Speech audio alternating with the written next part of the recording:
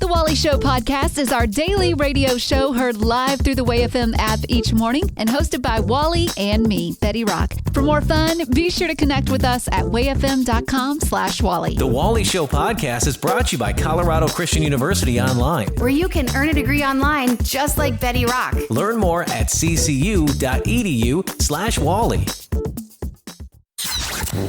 We try our best to get it right. We don't make mistakes. We have happy accidents. It's News-ish on The Wally Show. If you're the owner of a business and you would like to bring more camaraderie between you and your employees and make yourselves feel like a family, we'll take everyone on an all-expenses-paid cruise to the Bahamas. Oh. That's what one restaurant couple owner, they did with their employees. And here's what's so crazy, too, okay? All-expenses-paid cruise to Bahamas. Amazing.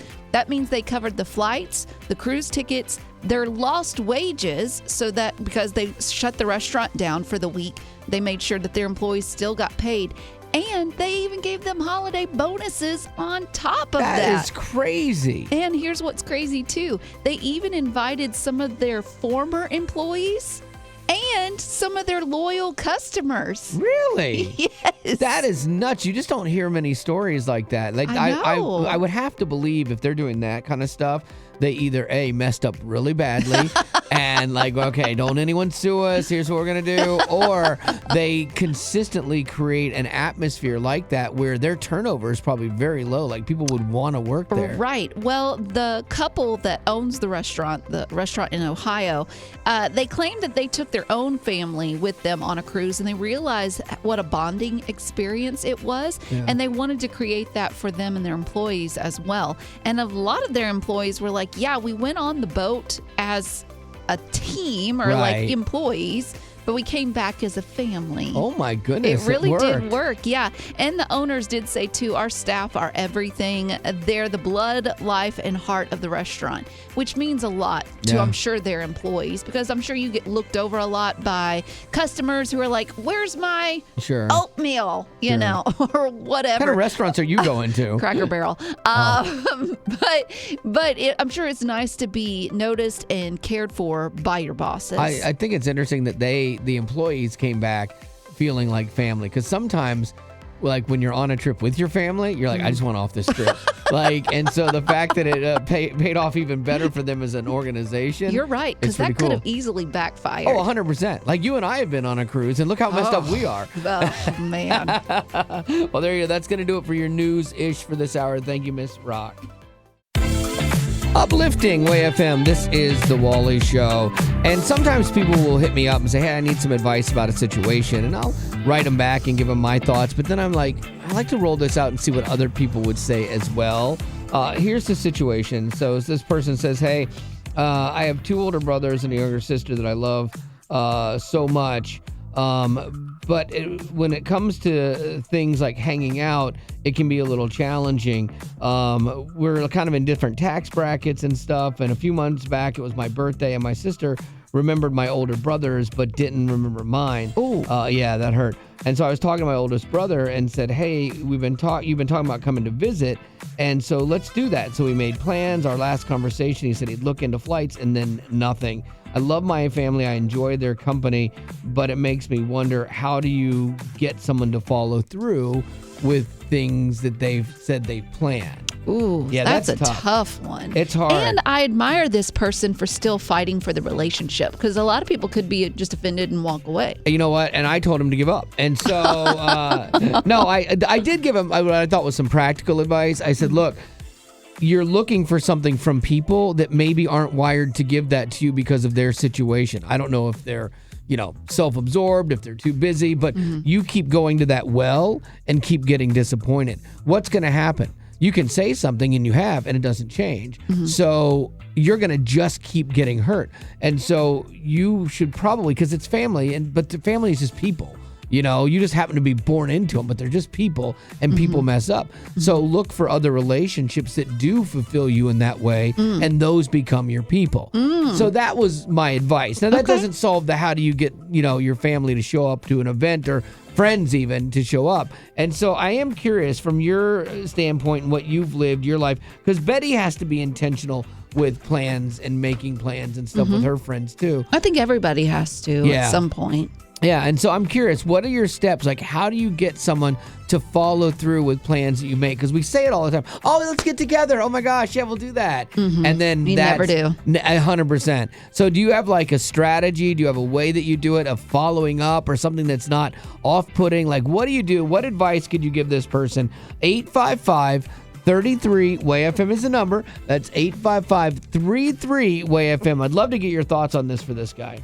Do you have any strategy or a way that you kind of make plans happen with people in your life? I just show up. If I want to visit, I just kind of show up at some point and say, hey, we're in town. We're going to come by, see everybody, even if it's just for a day or two. I like that you don't wait for the invitation. You're just like, hey, guess what, guys? I'm here. We're family. And you just show up. Exactly. Like with people in my life that I'm close to, even family, I'm a just show up person. I don't need, notice. And I'm ready. If you want to just show up. That's fine. I have no problem with that. I'm probably worse at planning and making plans. I'd almost rather have someone just show up. Life is busy, and we should always make time for our family. If you always wait, it's going to pass you by. You feel left out, or you feel like you're not in the forefront of their life. Life is busy. People have jobs and kids and even other things going on around them. And if you have the opportunity to do it, just do it. And maybe that will encourage them to say, I'm just going for the weekend. You know what? Here's the motto. If you feel left out, jump right in. Exactly. And you just get in there and you make them pay attention to you. I love it. Oh, yes. If you're not home, I'm sitting on your doorstep. That's great. Well, hey, girl, I appreciate you being on the show with us today. Thank you. Thank you. You guys have a blessed day. What are your thoughts on this? I've been on the other end of that, where I have been the sibling who has bailed on birthday parties, who's bailed on things, and it really had a lot to do, looking back at that, as he got married earlier than I did, and I was 10 years later on and married, so he had kids. At that point, when he had kids, I'm like, I can't stand kids. So everybody's going to evolve at their own pace with things, and I'm really grateful that my brother stayed the course with things, because now we are bonding in ways 40, 50 years later that we didn't as kids. My parents weren't the super nurturing types, so we were more of competitors, I feel like, in the house for attention. Yeah, and maybe that is the advice. It's like, if you're the person that really cares about the other people in your family, just hold the course and keep doing it, and then it will come around eventually when life changes. Because, yours was more situational. It's not like you didn't love them. It was just different stages of life. And as you get older, those things tend to balance out. So I think that's good advice, Jim. Thank you. Thank you. Uplifting WAY-FM, this is The Wally Show. And I wanted to share with you just for a second a tale of two families. First, you have Bridget. We have been longtime supporters of WAY-FM, but I had the most amazing weekend this weekend. My oldest son graduated from the Citadel, which is a military college, and on his way across the stage, he praised and honored the Lord as he received his diploma. My little guy is 10 years old with autism. He is speech delayed, but he can praise the Lord through song, and he was able to get up in front of our church congregation on Sunday and be baptized, and I am so blessed to be their mom. And I just can't imagine not having WAY-FM and the Wally Show in the morning when we go to school in the morning and drop off and then go to work. It just gives my day a fantastic start to the day. So for Bridget, that's kind of where life is like right now. And she's super thrilled, and WAY-FM's a part of that, which we love, but her kids are on that right path. And so that's one story. But then you've got Mariko, who her story started out like that when her kids were younger, but her boys now are in their 30s, and they've kind of wandered. They've drifted, I call it rabbit trailing away from God, because I did the same thing. Like, I understand that. And she loves her boys and is concerned for them.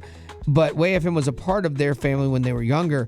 And it's crazy because she's actually come to the table with a huge challenge to inspire other people to give to this ministry, because she's giving out of faith that when her sons do come back, she wants WAY-FM to be the thing that they come back to and listen to, and it reinstills in them their faith from when they were younger. And so she's not giving out of perfection, but hoping for a provision from God in this. And she put up a $25,000 $50,000 challenge. Yes. Pre-support drive said, hey, I'm looking for people to match this, and I'd love to see this turn into $50,000. We are so close to actually making this happen. The deadline on this challenge is Thursday, this Thursday before support drive kicks off on Friday, and we are now down to only needing 63 people. 62 people now. Doing what, Lady Rock? 62 people saying yes to a $20 monthly gift or a single gift of $250, whatever that looks like for you. If we could get 63 more people saying yes to that monthly or single gift, we could turn Mariko's challenge into $50,000. How crazy is that? Which is awesome to start off support drive already $50,000 in. I mean, it makes a difference because all these stories you hear of people having their lives touched and finding God or reconnecting, you play a role in those when you support this ministry. So thank you. So here's how you do it. Text the word GIVE, G-I-V-E, to 91979. When you do that, I'm going to text you back with a link, and you can click that link and give your monthly gift of $20 or your single gift of $250. That's texting the word GIVE to 91979, or you can go to wayfm.com. And here's the cool thing, that $250 is kind of like the baseline, but if somebody was to say, hey, you know what, the number that popped into my head was $1,000, I don't know why, but I'm going to do that, that would take up 4 of the 62 spots. So any multiples take up multiple spots. So however you want to give, this is between you and God, but if you could see your way through like Mariko's doing in her generosity, or Bridget in her generosity to join them, you could make a huge difference going into this support drive right now. Text the word GIVE, like Betty said, to 91979 with that $20 a month, that single gift of $250, or whatever that number, as crazy as it might seem, is for you. So again, text GIVE to 91979, and thank you for what you do for Your Way FM. I think to survive, we compartmentalize our lives. Everything has a box and we kind of put things in there. You know, you've got school or you've got work or you've got church. But the reality is our faith colors everything that we do. That's one of the things I really liked when I was teaching at Colorado Christian University. Faith had to be integrated into the business classes or whatever the class was. It was a fundamental part of the education as a whole. And I think that's how we changed the world. When I was going to CCU, as a student, I was thinking, how are they going to incorporate the Bible into math?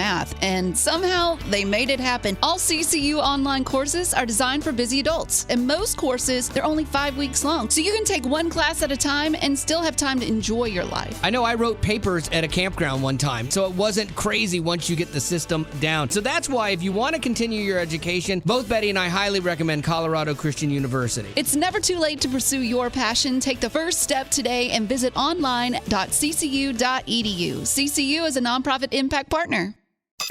He'll let you know what he doesn't like. I don't like people walking behind me, especially if they're going clip-clop. It's Newsish with Wally.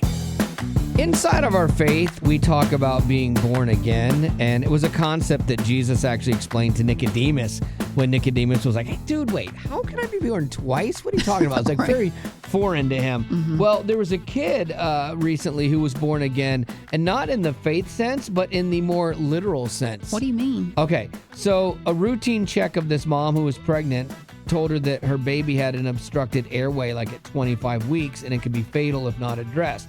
So they tried like an in utero procedure where, you know, they go in with like little tubes and stuff, and it didn't work. So they had to do what they felt or what seemed like the unthinkable. They prepped her for a C-section, okay? So they start the C-section. They bring the baby's head and shoulders out of the womb. They put a tube in its neck so it can breathe. And then they just cram it back down in there and sew her back. I know, I'm not making this up. Because it was still attached, I guess, to the umbilical cord and all that stuff. Like, I figured there's no way you could do that. Like, if you ever bought something and taken it out of the packaging, and then you're like, I'm going to return this, and then you try to get it all back in the packaging. You can't do it. Not even close. Like, how these doctors managed to do that. Wait a minute. So the baby still needed to cook. Yeah. So they put a little thing in its airway so that it would be fine, be okay, and live. And then put it back in her tummy. Yeah. I don't know how they topped her off with fluids, but like, yeah. And so sewed her back up, all that stuff. And That's then insane. She lasted till 31 weeks and then gave a birth. So this baby, and they took pictures like while he was still kind of halfway in, halfway out. This baby has like 2 sets of baby pictures, you know. That is so weird. 2 birthdays, technically. Yeah. Yeah, that's bizarre. Which one do you count? I mean, it is honestly, it's amazing how far we've come with saving babies' That's it, lives. yeah. Like, it's just amazing. It's wonderfully scary, and the things that they can do. Like, I have in our family triplets that were all born at 25 weeks, and they shouldn't have survived, but they all did. The mom said, we're planning just a small party for his first birthday, the anniversary of the surgery that saved his life. And then, of course, for his birthday, we're going to have another birthday bash for him that will celebrate a whole year. Okay. So they're counting it maybe like reborn day. Yeah. That is so crazy. Yeah, it is nuts, man. But I mean, it's one of those things that it gives you hope, though, too, when you think, I don't know what's going to happen with this, child or our pregnancy and things like that. The things that they're doing now are just absolutely amazing. So there you go. That's your news-ish for this hour. You might not have a cape or wear underwear outside your clothes. That's probably a good thing. But you're a hero. That is not typically a word that is said in conjunction with Betty Rock. Hey, it's the Wally Show on Uplifting Way FM. But apparently, Betty Rock became her church hero. Yes, I did. I'm dying to know how. Jealous, aren't you? Very much so. So here's what happened. Let me lay out the scene for you. I'm just thinking it's just another day. It's just me, Betty Rock, doing my thing. I show up for church. We're in the middle of our worship service. Did you save a life? Well, let me finish. Sorry. No. Well, depends on how you look at it. Anyway, one of the worship leaders that's up there, she's got a little girl, okay? Well, the little girl did not want to go to church or Kids' Sunday church? school that morning. So her mom said, okay, you have to sit in the front seat and you have to sit there and you wait. And then when I get down from stage, we can be in church together.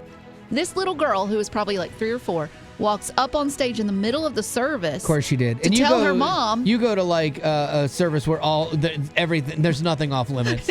Your kind of church, like, this is normal. Sacrifices, snake bites, So anyways, this little girl goes up on stage in the middle of worship service and she's pulling on her mom saying, Mom, I have trash. I have trash. Okay. And no one is there to help her. So I get out of my seat. Did you? I walk up to the stage and I tell her, I'm like, hey, come here. Because I help with children's church anyway. She knew who I was.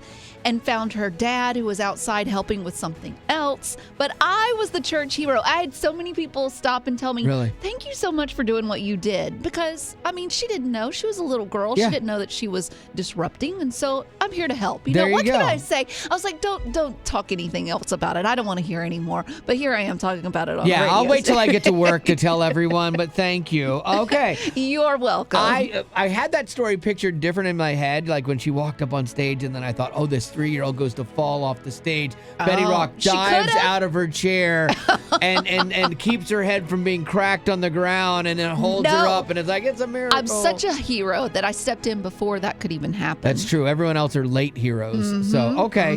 Well, when was a time that, and please make your story better than Betty's, when was a time that you were the hero at church? You showed up. I saved the worship service. Yes, you did. Yes. Good job. Way to go.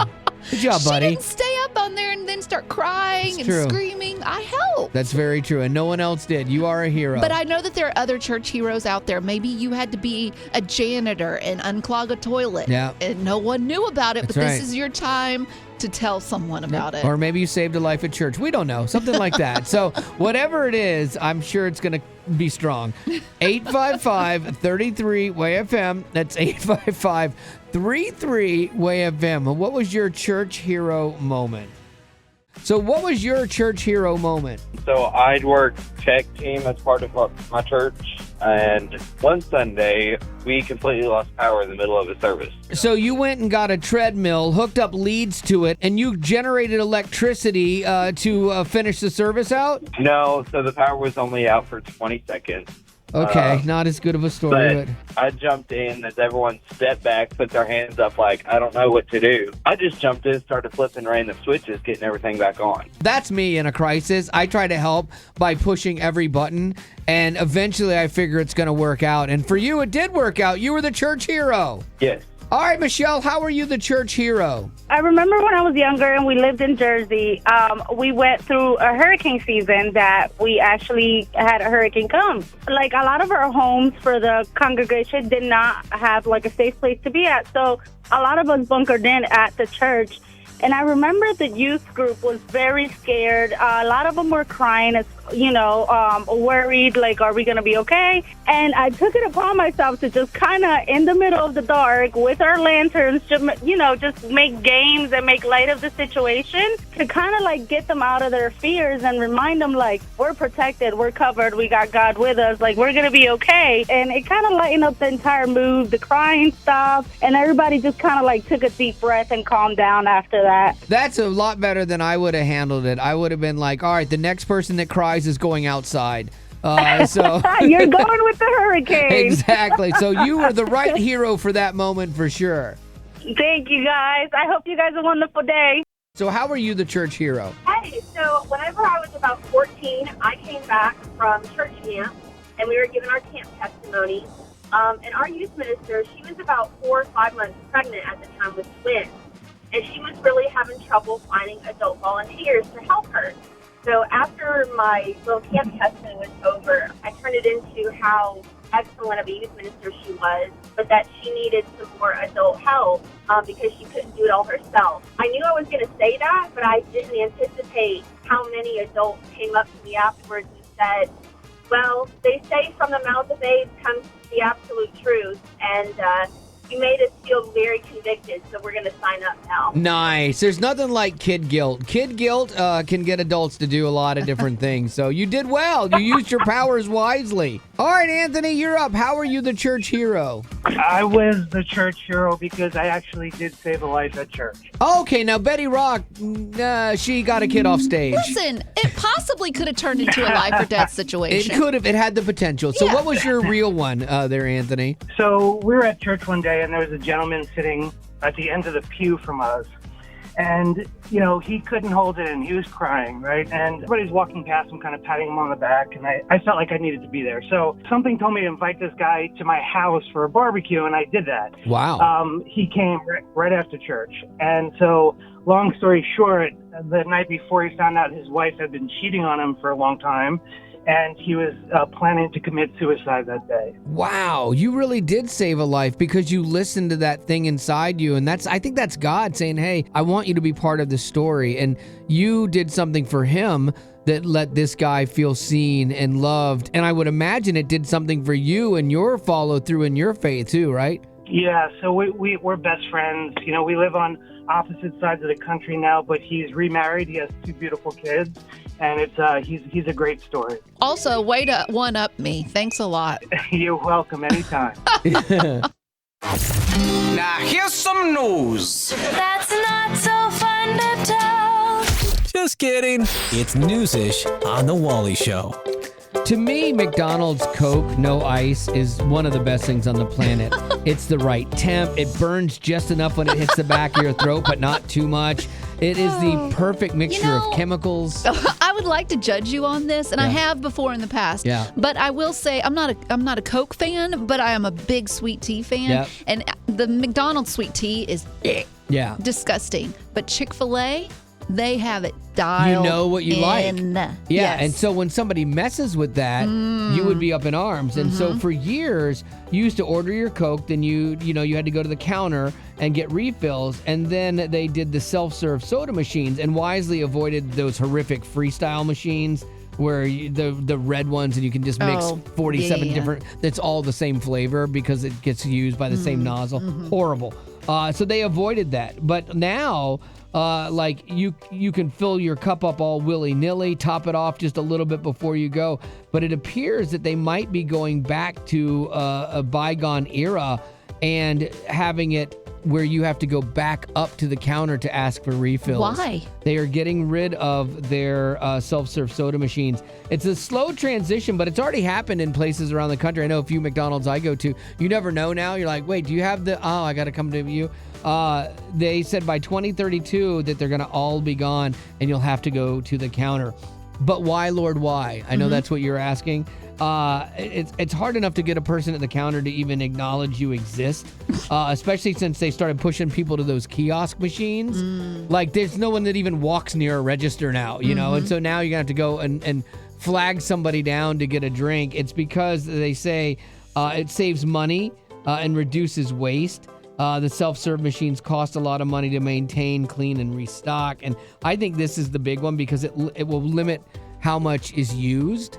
Like, if you're going to go up and just top it off yourself real quick, you'll do it. But if you're going to have to go wait in line and ask, then you're not going to do it. It can't cost them that much money. Oh, pennies.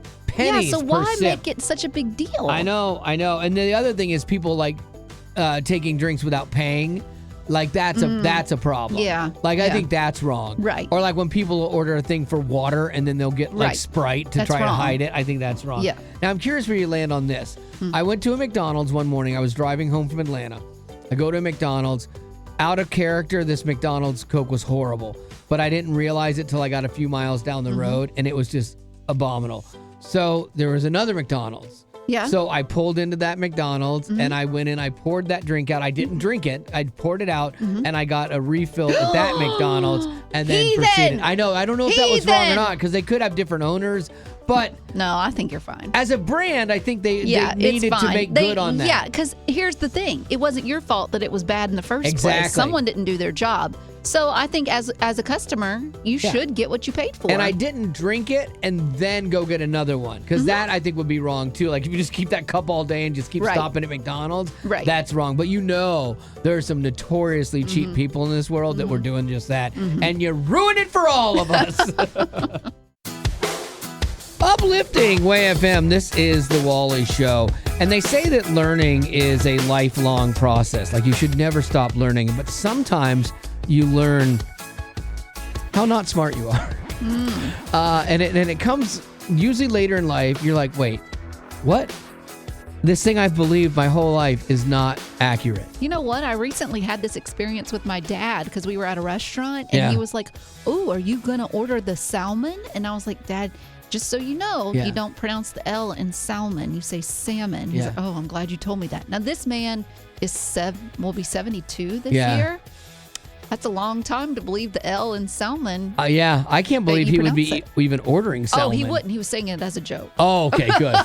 There's no way Danny Ray would order him some salmon. About to lose all respect for Danny Ray. I came across this thread of people talking about this, and like this one person thought that the person reading the disclaimer at the end of commercials just talked fast and then didn't realize they sped it up. Yeah. This other person was great. I thought that McGraw-Hill textbooks were from Tim McGraw and Faith Hill. I mean, it makes sense. I can't. Oh, so much so. So here's what we're going to do. This is a safe place. Feel free sharing our feelings. Think you're a mess? What, I thought we were in the trust tree in the nest, are we not? We are. It's a confession session. We are not going to judge you.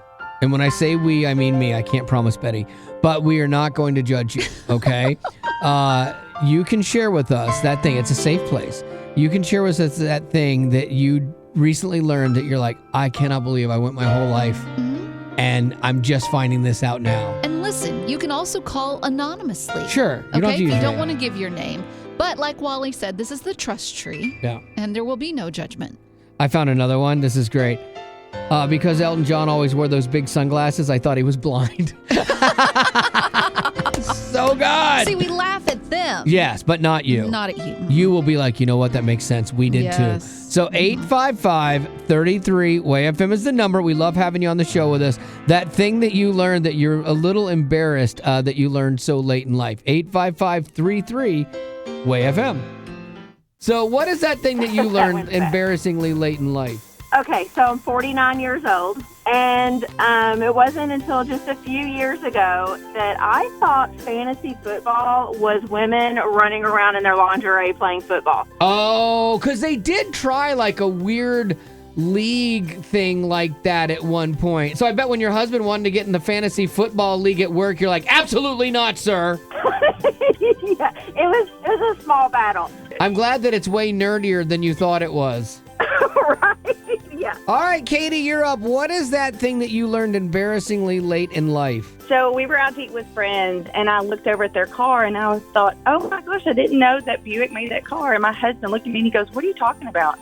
I said, the Rendivas. Have you ever seen that? And he goes, are you serious? And I go, what are you talking about? It's a Rendivas. He goes, that's a rendezvous. And I go, well, if you've never seen it, how do you know how to say and spell it? That's true. You know what? All that tells me is your husband needs to take you to France. Right, for the hors d'oeuvres, of course. Yeah, exactly. I am embarrassed to say that one of the things that made this thread, literally I'm finding out today. Oh, at 57 years old. At 57, yeah. It says, when you are told not to operate heavy machinery with certain medication, they mean cars, not bulldozers.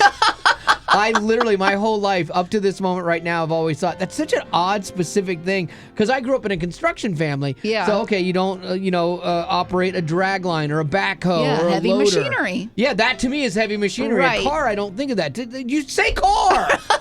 All right, Crystal, what is your embarrassingly late thing that you learned in life? So I've always been a big Michael Jackson fan, and with the movie coming out, we were playing the music, and I was singing at the top of my lungs, Eddie, are you okay? On Smooth Criminal. And the whole room said, what did you say? It's Annie. And I was like, I'm 47 years old. I never you thought knew it was that. Eddie? I've been singing it wrong the whole time. Yeah, Annie, are you okay? Yeah. Are you okay, Annie? Annie, are you okay? I could see it, though. It could sound like Eddie. Yeah, but with being a huge Michael Jackson fan, I should have known that. All right, Shelly, you're up. What was that thing you learned embarrassingly late in life? Oh, dear goodness. I live in Colorado Springs now, which is military town. And I would see these flags flying all over the place. And I was a newlywed. And I asked my husband one day, we were driving and I kept seeing these flags. I said, when we have kids one day, are we going to put our kids in that program? And he was like, what are you talking about? I was like, like that jiu-jitsu program. And he said, again, I'm confused. And I was like, the Palmia programs that I see them supporting. And he just looked at me and he was like, Shelly, those are prisoner of war missing in action flags. And I'm like, oh. You thought they were a karate business flag? I did. I had no idea. No clue whatsoever. Uplifting Way FM. Proof that money and fame do not automatically equal common sense. The Rock Report. With Betty Rock. While some may say that the younger generation is just too aware of their feelings, there are some good aspects of that in that they are aware of their feelings, unlike boomers who might just say, lace up your bootstraps and just keep going. What are feelings? What are feelings, exactly?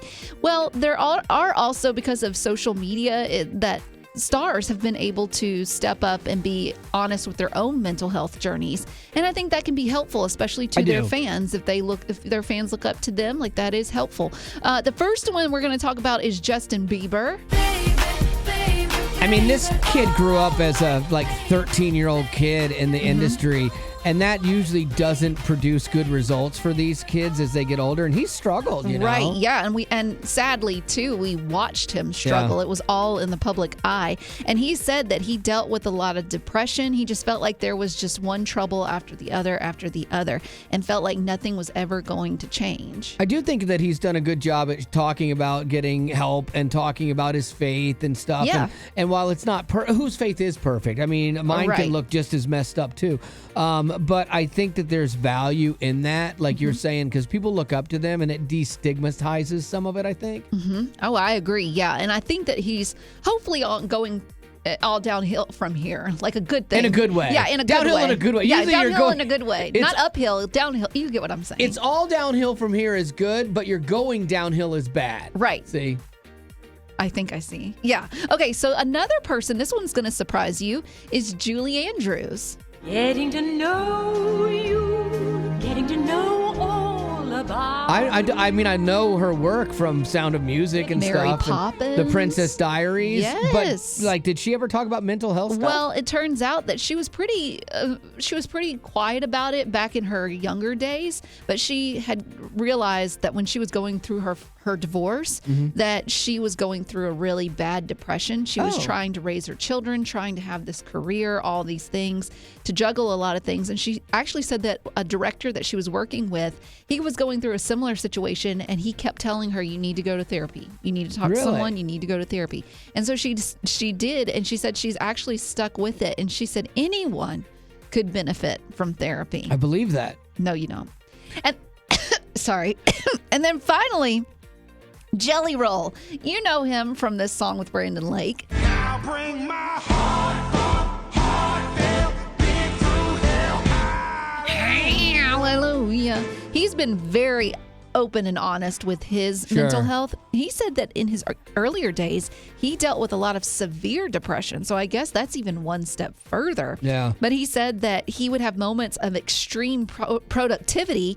And then after that, he'd have weeks of just not being able to answer his phone. It's like probably manic depression. Like where you ride those real big highs and those real big lows. Exactly. And if you remember from photos that were taken of him in his earlier days, he said that his severe depression really impacted his weight gain. Sure. And so thankfully he has gotten a lot better. He's lost a lot of weight too. And he says that he's eating healthier. So I'm sure not only does that help, that's not only a benefit for your physical health, but also for your mental health too. And he probably has some better people in his life, that he's surrounding himself with. Brandon Lake, that's a good relationship. And I think that that's something that benefited Jelly Roll as well, because Brandon's like a stand-up, great Christian dude to be kind of a mentor for him. And I love that we're playing that song, Still Hard Fought Hallelujah by Brandon Lake and Jelly Roll. Seems like a great way to wrap up the old Rock Report.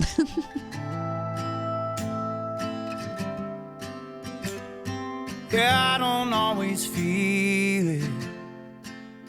Yeah, but that's when I need it the most. So I'm gonna keep on singing. Uplifting Way FM. You've heard of history. Well, this is HerStory with Betty Rock.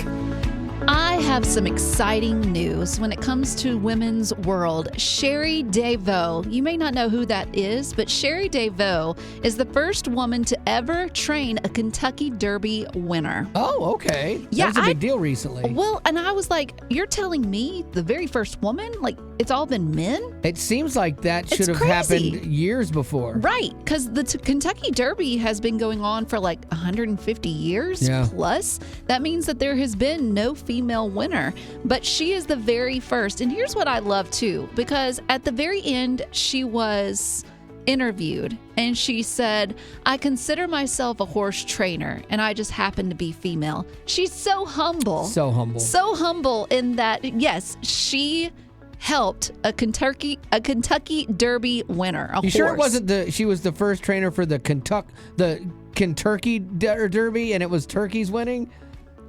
Honestly, I would watch that. The Kentucky I probably Derby would winner, watch that more. I would love that. So no, that is really cool. So hats off to Cherie DeVaux, because it just goes to show that just because you might work in a male-dominated area, it doesn't mean that females can't come and do a good job too. And like most of the people I know that are like horse people are all women, and so that's what surprised me that that this is the first trainer of a Kentucky Derby winner. And especially, too, because a lot of the horses are men, and women love to train men. And, how is this just now happening? This should have happened years ago. Listen, I am not going to allow you to speak during HerStory ever again. I have no idea what I'm doing, but I know I'm doing it really, really well. Uplifting Way FM, this is The Wally Show. I am an amateur first responder, which I like to get involved. I like to help out. I care for people. I'm not qualified to do a lot of things, but that doesn't stop me because the Lord empowers me and gives me knowledge when I need it to do the right thing. And so Betty Rock likes to test what I would do if given an actual life-threatening situation that she has come across and how I would handle it different than professionals. So this actually happened in Idaho. There was a group of guys, friends, that were getting on their bicycles, and they were going to ride around, okay? Well, 24-year-old Zachary decided he was going to separate himself from his group of friends. He thinks he's better than the rest, promise and you. go riding out on his own, but it turns out Zachary got lost. Yeah, but he's not better. So his group of friends go looking for him. Then the police get involved, and after 5 days, they still cannot find Zachary. So that's a lot. They're giving up, okay? But Greg and Daniel, part of his group team, they're like, we're gonna look past Zachary's poor decisions and go look for him. They ride around, and they eventually find him at a river's edge, barely alive. Well, at least he had river, so you need water. Yeah, and got him help, and now he has his friends Greg and Daniel to thank. But what would you do as an amateur first responder with Zachary making a terrible decision? I've been in a similar situation before with my buddy Greg and I were riding, and we were miles out into the woods, and I went over the handlebars and I got hurt and I thought I had broken a rib. Like, I hit really hard, and I'm like, I just need a minute. I need a minute to lay here. And I laid there for about 30 of those minutes. Trying to figure out, because I'm like, I can't ride back. What am I going to do? And Greg later on was like, yeah, I wasn't sure how I was getting you out of there. Like, I did not know what to do, and so I'm glad you were able to get yourself out, And so what I would do in this situation, if the police have all given up, there's a weird thing about mountain bikers and cyclists. They like to win medals at events. So what I would do was stage a new event, an off-road event where there was actually no trail. You just said get from here to here. However you get there, you get there. So now you've got a bunch of people, a new posse of people that are going to go out and then maybe run across this guy at some point. Clever. And he's the reward? Yeah. Well, plus, you get bonus points if you find this guy along the thing. You make it like a scavenger hunt. Pick up a rock, a dead snake, and Zach.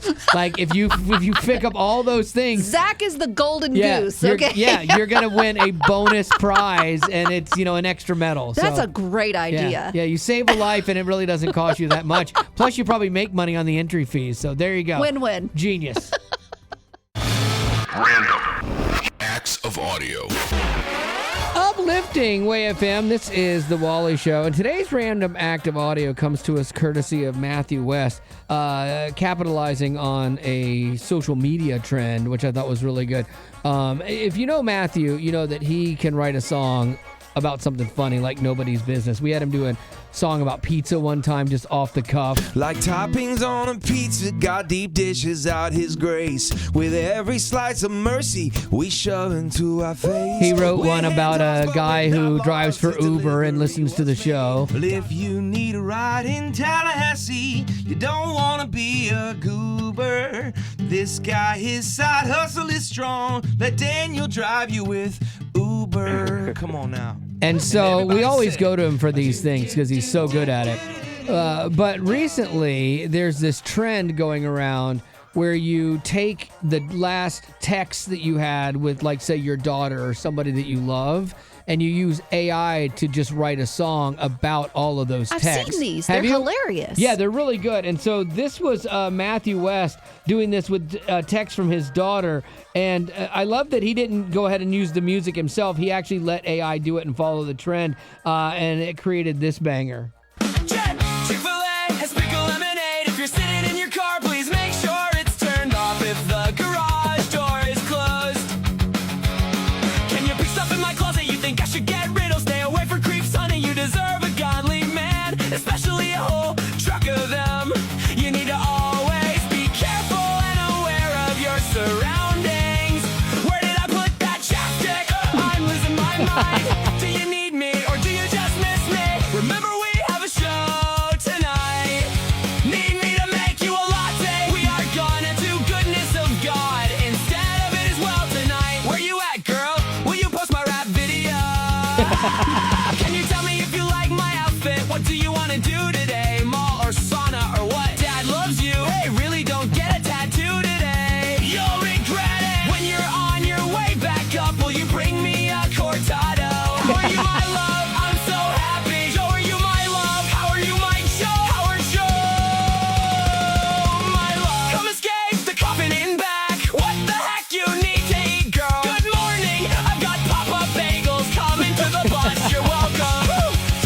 so good, man. I love that. That's really good. And it gives you a little insight into their conversations. Like if I was to do this with my daughter, I was looking at our last text where they started off, and hers was, I just took Mucinex, so yucky. Good luck, my angel. Well, that's the end, but it doesn't have to be. Check out our Aftercast. It's new stuff you didn't hear in the podcast. Be sure to rate us on iTunes as well as connect with us on social media. Just search Wally Show. And if you'd like to join our Facebook group made exclusively for you potties, the link is in the description of this podcast. Thanks to Colorado Christian University Online for supporting what we do.